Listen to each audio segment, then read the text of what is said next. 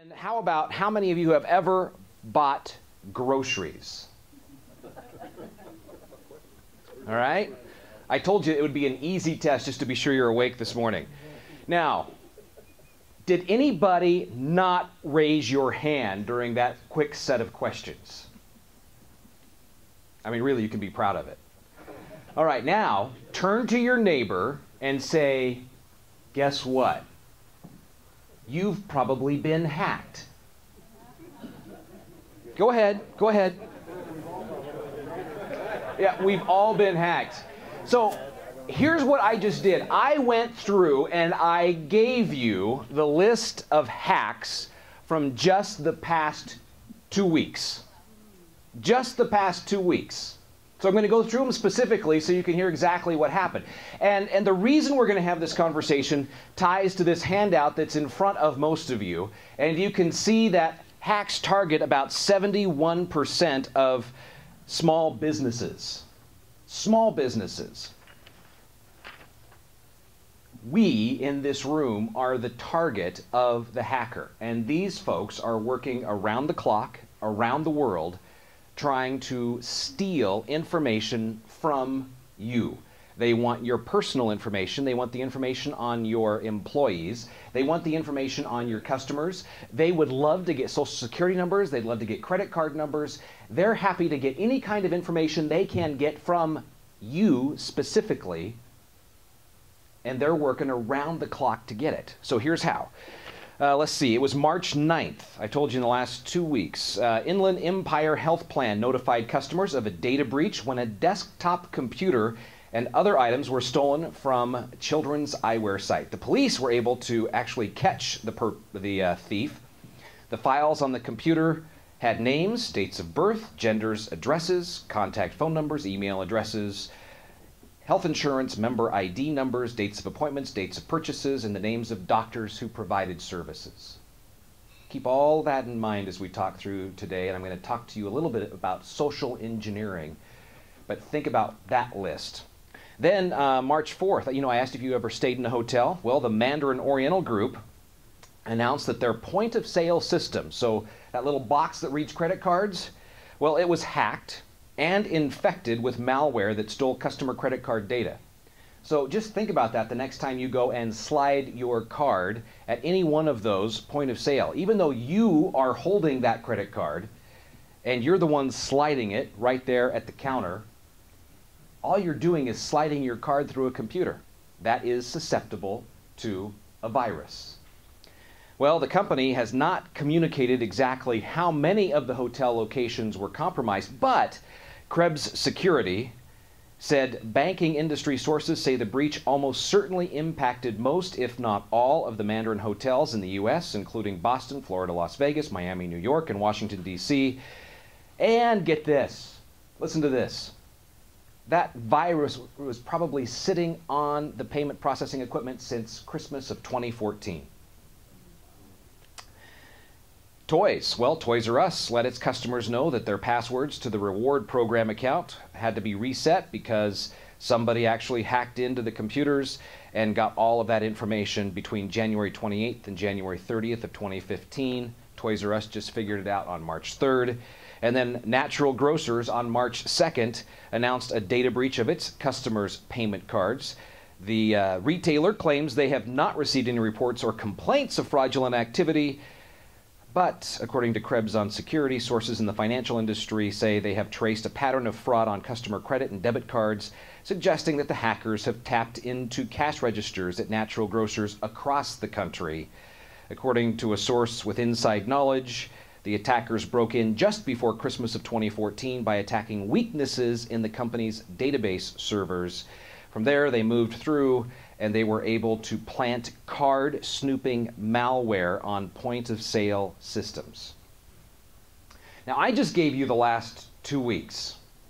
In March, get this, this website that I use to track these data breaches started tracking in 2005, so exactly 10 years ago. And this early in the morning, it's hard for me to wrap my tongue and my mind around the number of records that have been stolen by thieves. But here it is. 815,842,526 records breached from less than 5,000 attacks. Turn to your neighbor and say, "You've definitely been hacked." Now, those are all really big numbers, and there's an interesting phenomenon about us as human beings. When we hear about really big numbers, we discount it quickly. We say, it'll never happen to me. That's just somebody else. But I'm here to tell you it's happening to people who say, it will never happen to me. So the question is, do you want to be a 5-minute business or a 5-hour business? And here's exactly what I mean by that. If you're a 5-minute business, it takes about 5 minutes for one of these thieves somewhere in the country or the world to figure out how to manipulate you, your employees, your customers, your computers to steal information. It can be that easy. Or do you want to be a 5-hour business? Meaning that it will take a thief about 5 hours to figure out a way to manipulate you, your customers, your employees, your computers, your systems. Well, knowing human nature the way I know human nature, we always go the easy route.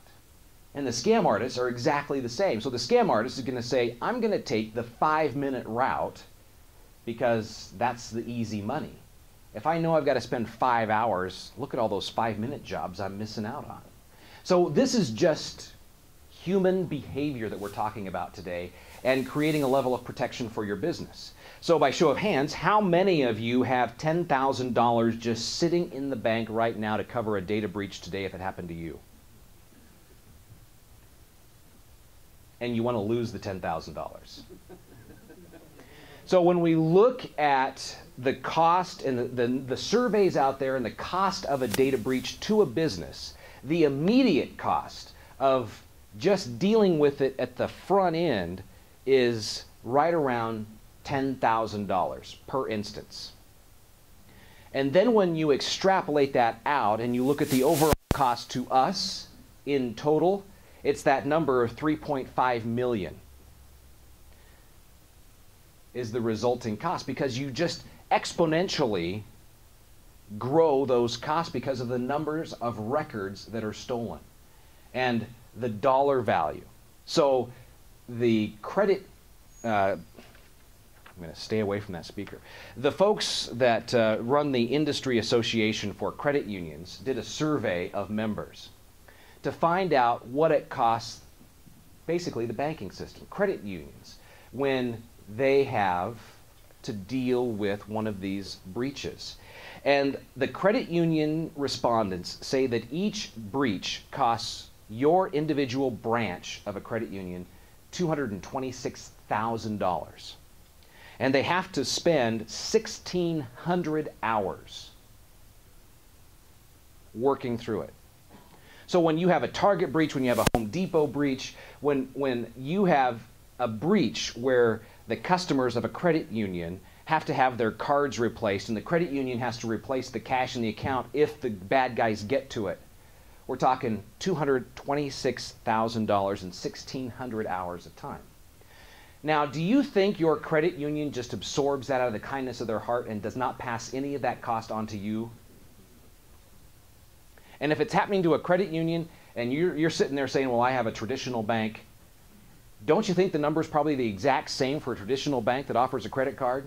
Or maybe even a little higher because of the levels of bureaucracy and the size?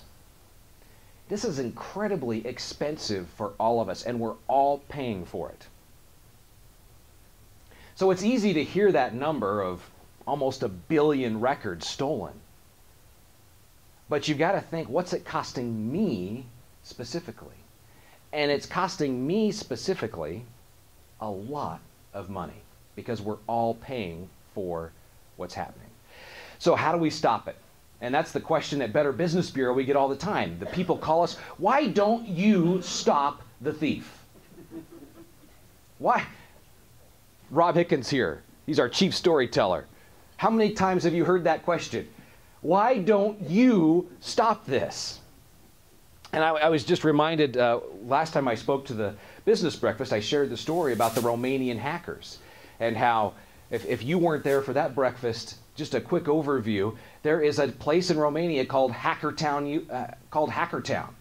And you go into this town and it's full of 20 and 30-year-olds, and they're set up at internet cafes, and all they do all day long is devise ways to hack into your computers here in the United States and steal information.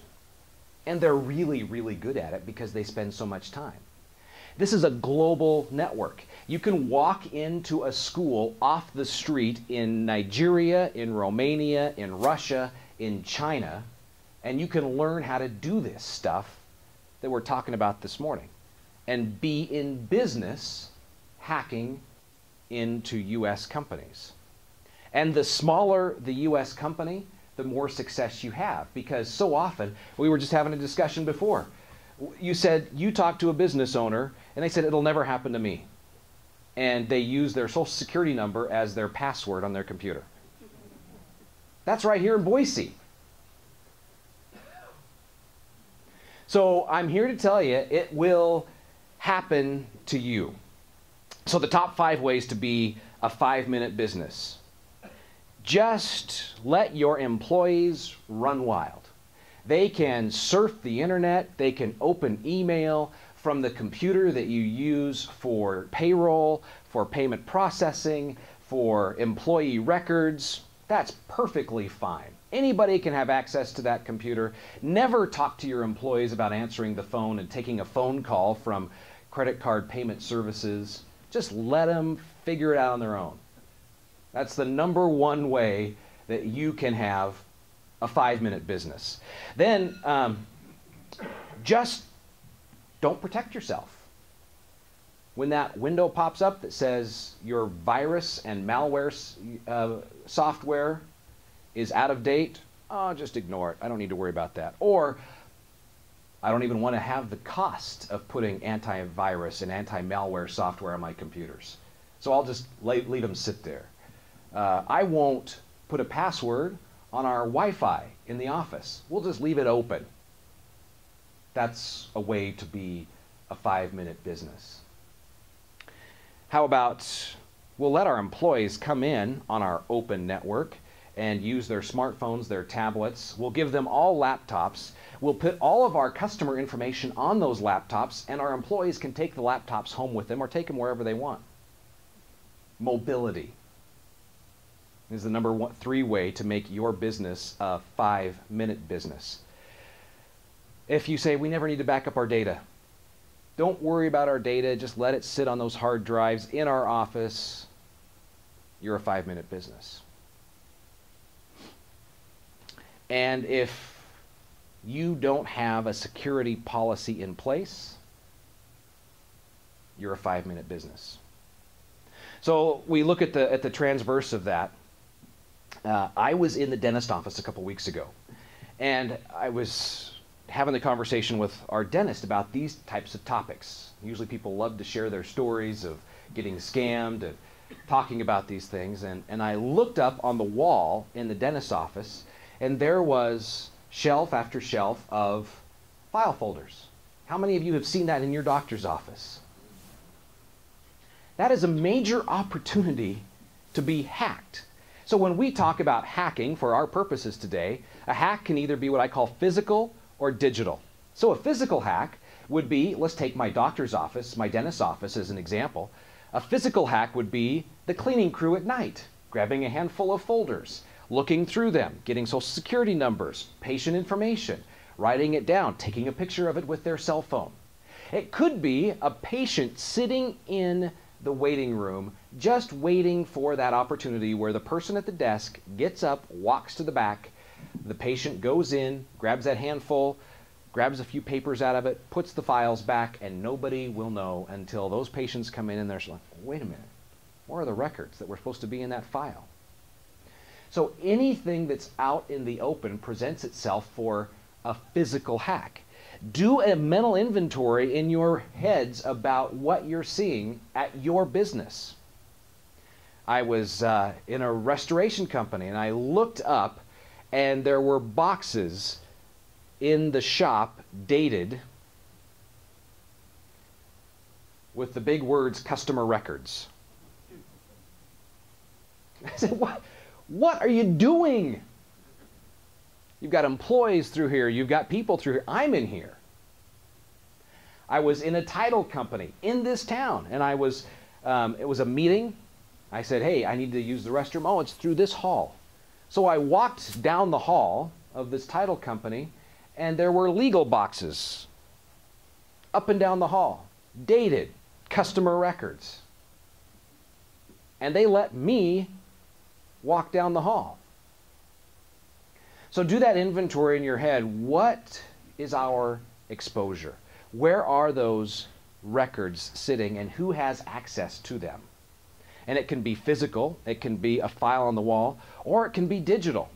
So do you have just one computer sitting in your office that you use to surf the internet, to check email? Do you use that computer to do payroll? Do you use that computer to work on transactions, customer information? If you have that one computer doing all those things, guess what? There's a really good chance there's a piece of malware on it that you don't know about, and it's harvesting all of that data and sending it to the bad guys in Romania, Russia, China, you name it. The Anthem hack. We've all heard about it. 80 million records stolen. They traced it back to a group of Chinese hackers who had been sitting there letting this virus just fester within Anthem for months, and nobody knew about it. I have a feeling Anthem has a pretty good IT team, a pretty robust IT team, and they didn't catch it. What's your IT team like in comparison to Anthem's? So all of this stuff takes vigilance on our part. And we talk about this one computer. There was a company, Intel Security, so Intel, the chip maker, has security. They went out and they surveyed businesses late last year, trying to figure out how susceptible businesses were to an email getting into the system and being used to plant a virus on computers in a business. And here's what they found. Email is the leading culprit in attack, they call them attack vectors, for all types of social engineering. Intel Security Vice President says that they used an online quiz. They launched it last year to show how easy it is to get people hooked on a social engineering phishing email. The aim of the quiz was to find out the test takers' skills at detecting malicious phishing attempts. What they found, they queried 16,000 test takers. 80% of them have fallen for at least one of the phishing emails. So Intel Security just sent these emails out seeing who would fall for it. 80% fell for it at some time. And get this, they found that accounting, finance, HR were where the most sensitive data is held, were also the most likely to perform the worst.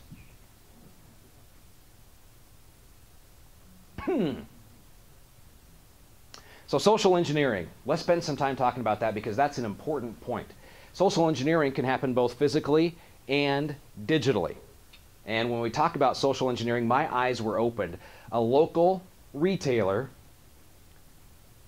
had it happen to them, where the end result was the bad guys, the thieves, took over the company's website, posted a picture of the CEO with some nasty things on it, and it sat there for several hours while the company tried to figure out how to take it down. And here's how it happened. So the thieves called up into the business and just started asking questions. And they got the internal phone number for the business.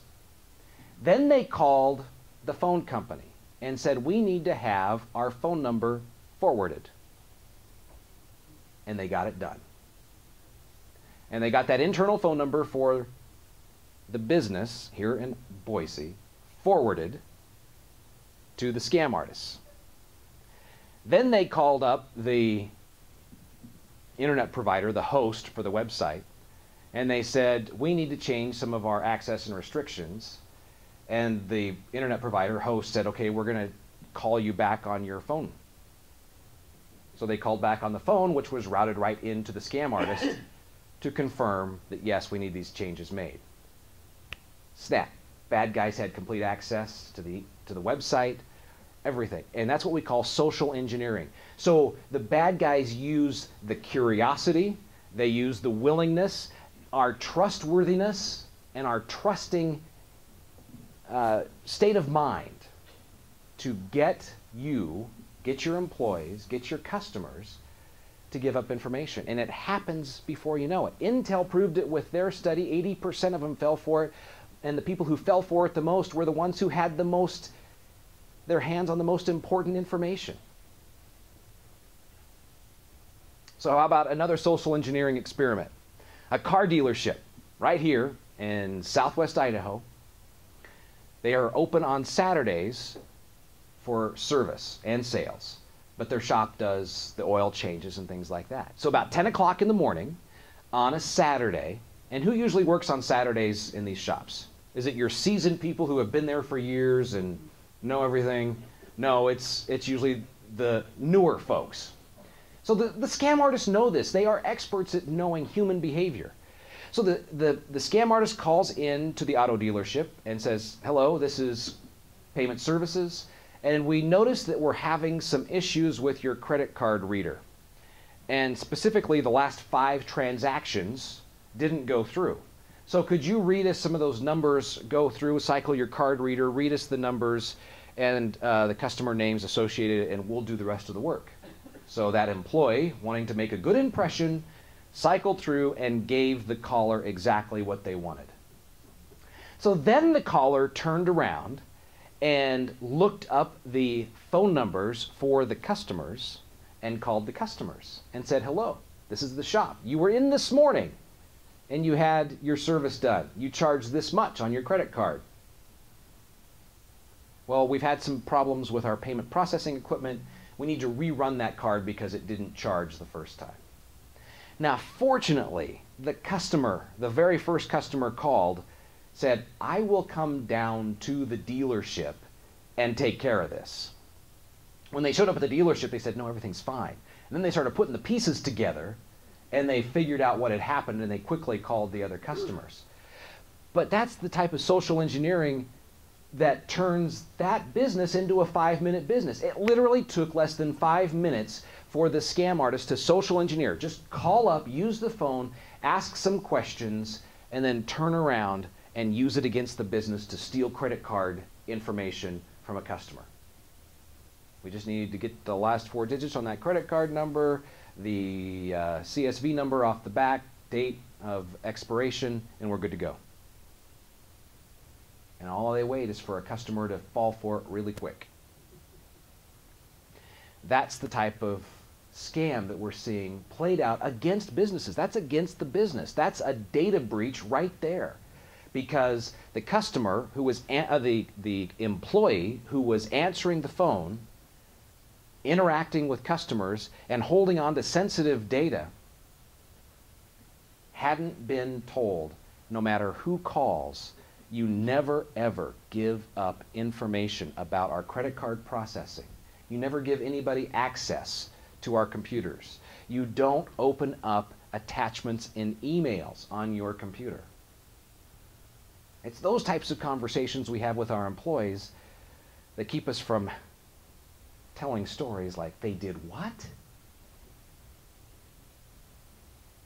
The other thing we see is credit card skimming. So I can go onto eBay right now and I can buy a credit card skimmer for about $20. Now, a credit card skimmer is just a little tiny black box, and you can slide a credit card through it. It reads the magnetic strip, and it has memory on it, so it stores that information. And then when I get to a computer with my little black box, I can plug it in with just a USB cable, and I can read all of that credit card data for every card that I've swiped through that. So if you want to have a lot of fun when you go back to work, don't go right to Facebook, go to YouTube. and do a search for credit card skimming. And there's a video on there out of Florida of an employee at a McDonald's. And he was just brazen. He was sitting underneath the security camera. And he was working the drive-thru. He placed his credit card skimmer right next to the credit card reader on their terminal. So every time somebody pulled up to pay for their order, he took their card, he ran it through his skimmer first, then he ran it through the card reader at McDonald's and gave the card back to the person sitting in the car. It happened within 3 feet of the person, and they had no clue what was going on. It was not revealed until a guy who eats at McDonald's a lot had his card replaced, used it at McDonald's, and within hours the bank called back to say, your card's been compromised again. He went back and said, well, the only place I've used it is McDonald's. Well, that tipped him off. He knew what time he went through. They pulled up the security footage, and sure enough, there's the employee. Thank you very much. Slide, slide, card back. So I asked a fraud investigator who works for a CPA. I said, so when we hear about employees doing things like that, I said, what's the MO? How do we know what type of employees to watch for?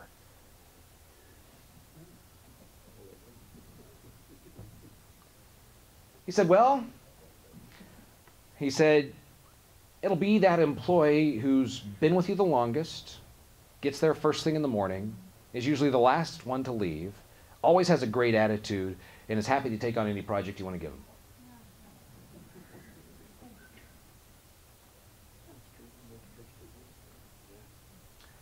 That is the MO of an employee who will rip off a business.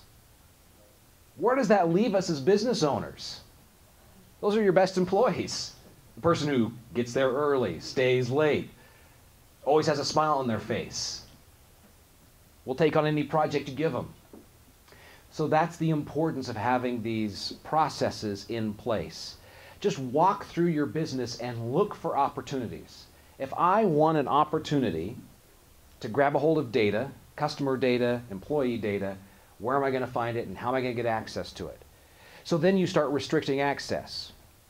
I'll use Better Business Bureau as the example. We try to set the example for this. So we just bought a building. We had the inside of it remodeled, and we have a very open workspace. We love the space. There's only one office with a locked door in the entire place. I don't even have a door in my office, but I don't keep personal records in my office. So the only locked door is our finance department. There's finance and HR in one office. It's a locked door, computers only used for that specific work. And inside the locked door, there are locked file cabinets.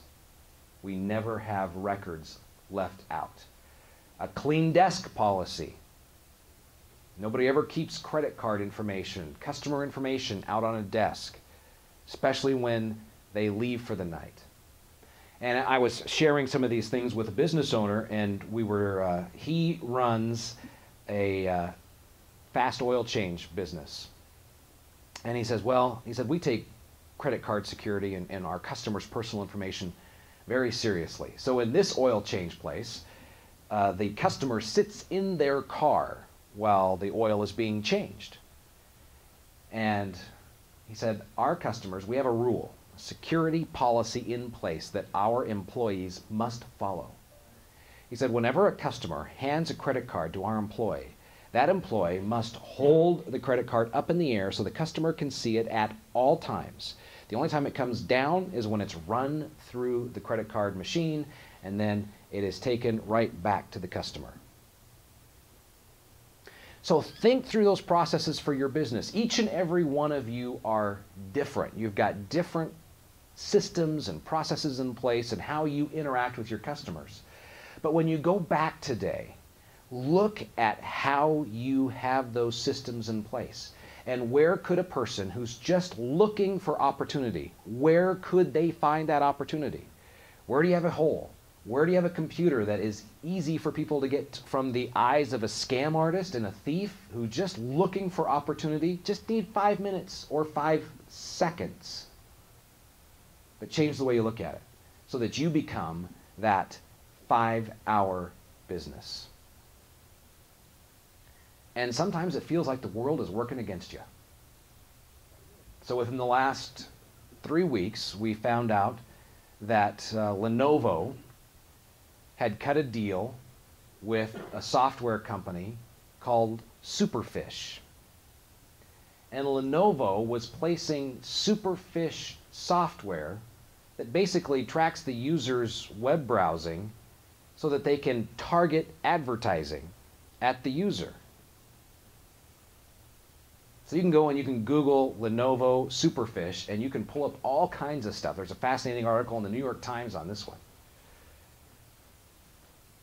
The security professionals took a look at this Superfish and discovered that it creates a massive hole into the computer for a hacker to take advantage of. So as business owners, sometimes it does feel like the world is out working against us as we're working to keep our security protocols and systems in place and up to date. The moral to that story, you've got to be vigilant. You've got to keep your head in the books on what's happening and what's the latest, because it is a constant cat and mouse game, and it's whack-a-mole. And every day we're getting phone calls into Better Business Bureau from people reporting scams and telling us the stories, and we're working with businesses, helping the business to find those security holes. But the moment we find the hole, the bad guy's figuring out a way to do another workaround. Where is the soft spot in the armor? So it's vigilance on your part to be a 5-hour business. It's not a one and done situation. You can't just say, okay, we've got a system in place, we're going to tell everybody once. No, it's just like your spouse. Telling your spouse you love them on your wedding day does not mean you don't have to tell them that again until you change, unless you change your mind. You have these conversations on an ongoing basis with employees. Hey, if you're ever curious to open up an attachment in an email, don't do it. That's the #1 red flag, that you're curious. Don't fall for the curiosity to open up an attachment in an email. That's the number one way a virus gets into your business. If somebody calls on the phone and says, hey, this is payment services and we can do something for you, all we need is some information, hang up the phone. There's only one person in your business who should be allowed to talk to the credit card processor. And I'll tell you this, over the course of the next 3 to 4 months, if you have not already been inundated with calls from credit card processors, the floodgates are going to open up. We're going to see a wholesale change in credit card processing in this country by the end of this year. We're going to go to a chip and pin system, much like is in Europe. And we're going to get new credit card processing equipment in businesses. How many of you have the new equipment in your business already? We've got one person here. How many of you have heard from credit card processors wanting you to change or to get up to date? So we're going to see this wholesale change moving away from the magnetic strip on the back of a card to a chip and pin, meaning the card will have a chip embedded in it. Every time you insert that card into the payment processor for payment, it's going to create a unique identifying number attached specifically to that transaction. And it's a way to fight fraud. Now the credit card companies are saying you can go ahead and keep accepting magnetic strip cards at your place of business after October of this year. But, and this is so important for small businesses, the but.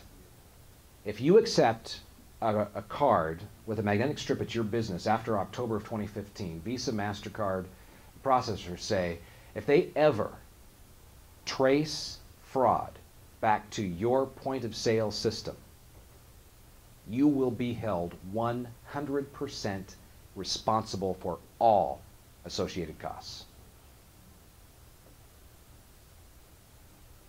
So I was talking about these new credit cards coming online, And the folks at Costco, they didn't tell me I couldn't share this story. So, anybody from Costco in the room? They said, you know what? We just had somebody come in and they installed all new payment processing equipment underneath the counters at the Costco. We had no idea what it's about, but they're supposed to be rolling them out in May. So the retailers, the big retailers, are gearing up for this changeover. You're going to be hit up by credit card processing companies telling you you need to update your equipment. There's a level of truth to that. I will tell you, please check out the credit card processor with Better Business Bureau before you blindly sign a contract. Because we're hearing businesses getting ripped off because they're being led down this path of being scared of what's coming and just signing the document. But you need to know that this is a nasty, dirty industry. There are some good operators. There are some good operators. But basically it has a horrible reputation. And there are a number of bad guys that are earning it. So check out the credit card processors with BBB before you sign a contract and get yourself into a situation you don't want to be in. It's very expensive for a long time.